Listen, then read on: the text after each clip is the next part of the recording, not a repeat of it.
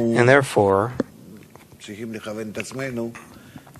we have to aim ourselves to always see the upper force that exists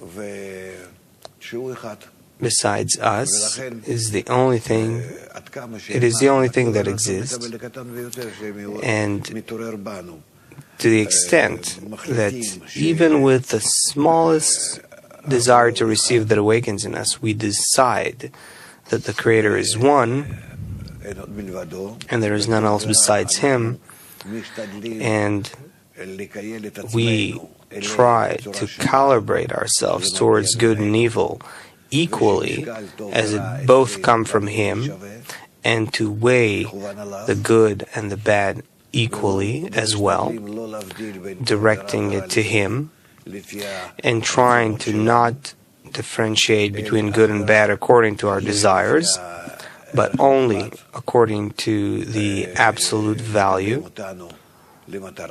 which pushes us to the goal.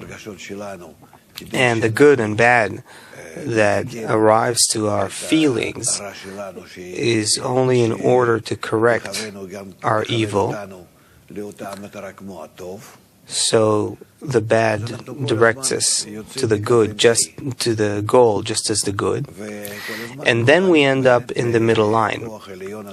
And we're always aiming at the true one upper force who determines and pulls and directs us. And the fact it gives us two discernments in different manners is in order for us to build our vessel of perception for Him correctly.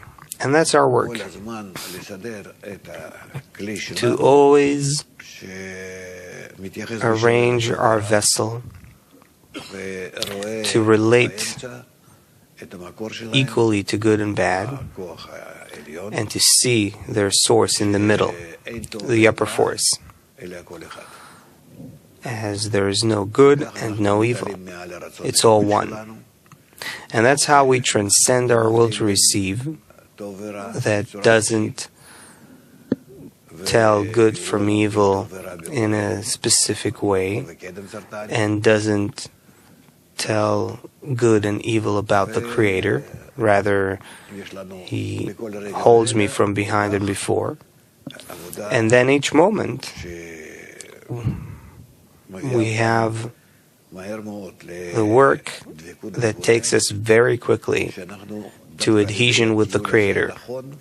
By this proper calibration, we come to adhesion with Him, to determine the first point of adhesion called embryo.